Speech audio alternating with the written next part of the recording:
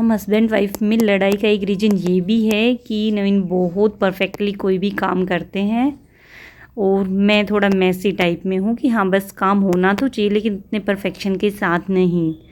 जो दिवाली की लाइट्स हटाई थी तो नवीन उनको जैसे पैक होके आई थी सेम वैसे ही ट्राई कर रहे हैं उनको फोल्ड करने का। और यहाँ पे यदि मैं इनकी जगह होती तो मैं इसको नॉर्मली फोल्ड करके रख देती, इतने परफेक्शन के साथ मैं कर ही नहीं पाती। और इस वजह से ना कई बार हमारे आर्ग्यूमेंट्स हो जाते हैं क्योंकि मैं चीज़ों को अच्छे ढंग से करती हूँ लेकिन इतने परफेक्टली नहीं कर पाती हूँ।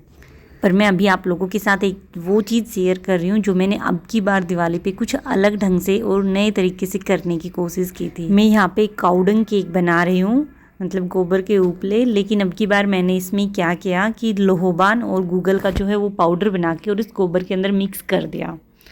इससे क्या होगा, कई बार ऐसा होता है कि हमारे पास घर पे हवन सामग्री नहीं होती तो भी बहुत अच्छी खुशबू आनी चाहिए जब हम इनको पूजा में यूज़ करेंगे तो। और पहले मैं थोड़ा मॉडर्न बन रही थी कि चलो पॉली बैग डाल लेती हूँ हाथ में, गोबर की स्मेल नहीं आएगी। लेकिन फिर मेरे से नहीं हुआ तो मैं अपने देसी स्टाइल में और हाथ से ही बनाने लगी। वैसे मुझे इस चीज़ से कोई प्रॉब्लम नहीं होती कि भाई मैं गोबर में हाथ नहीं डालूँ, क्योंकि बचपन में खूब किया है हमने ये काम, बल्कि बड़े होके भी।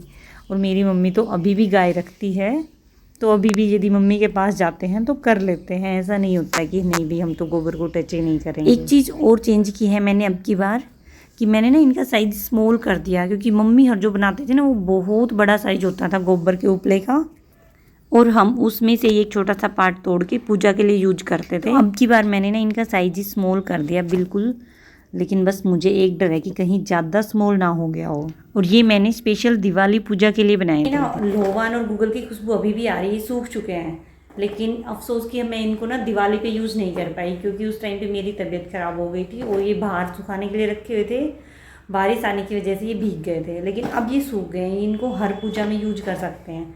मैं ना कभी जब भी इनको यूज करूँगी ना तो आप लोगों के साथ रिव्यू शेयर करूँगी कि इनकी फ्रेगनेंस कैसी होती है।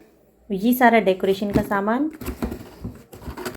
दिवाली पे जो ताम झाम था अब सब समेट के रखना ताकि अगली बार इनको यूज कर सके। और ये जो रंगोली बनाई थी उसके कलर्स भी मैंने सारे कलेक्ट करके एक बॉक्स में डाल के रख दिए कि भाई नेक्स्ट टाइम जो रंगोली बनाएंगे उसमें ये यूज हो जाएंगे और हमारे पास इतने एक्स्ट्रा कलर होंगे रंगोली बनाने के लिए तो शायद थोड़ी अच्छी बन जाए।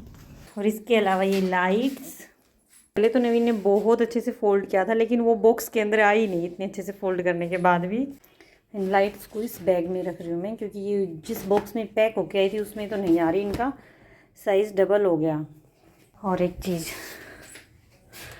दिवाली की भागम भाग में ये पता नहीं कैसे टूट गई।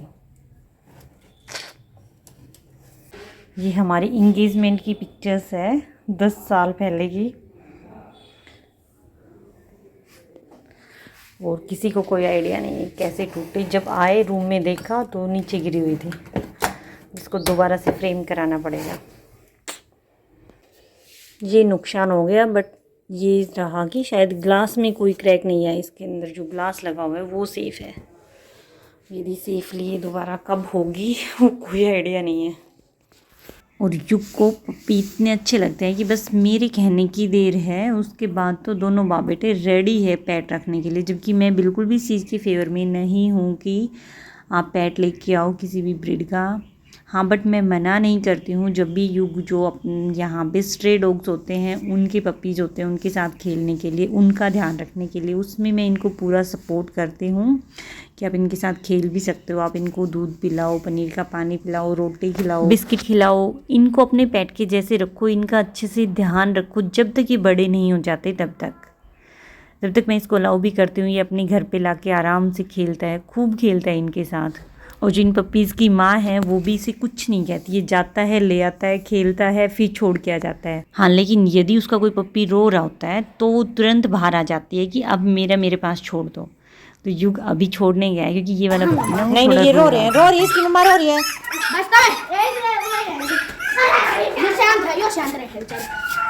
हाँ देखो रो रही कितनी।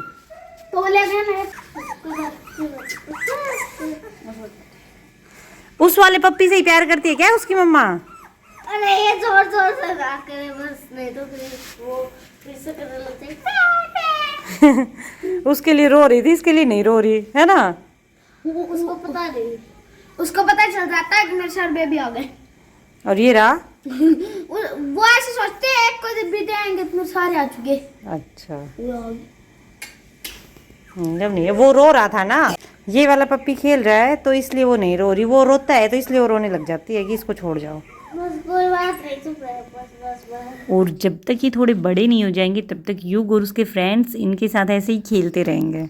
और आज काफ़ी दिनों के बाद मैं आप लोगों के साथ शेयर कर रही हूँ अपनी किचन गार्डन की हार्वेस्टिंग की वीडियो। इसमें जो बैंगन की हार्वेस्टिंग है ना, वो तो मेरी एक्सपेक्टेशन से कहीं ज़्यादा है। जब हमने लगाए थे तो हमने कभी नहीं सोचा था कि इतने सारे बैंगन लगेंगे। इनके बस 4-5 पेड़ ही है, लेकिन इनके बहुत सारे बैंगन लगते हैं। और इनको ना कोई स्पेशल टेक केयर की रिक्वायरमेंट भी नहीं होती, ना किसी फर्टिलाइज़र की, ना किसी केमिकल की। बिना केमिकल्स के, बिना किसी फर्टिलाइज़र के इतनी ज़्यादा फ्रूटिंग होना अनएक्सपेक्टेड है मेरे लिए।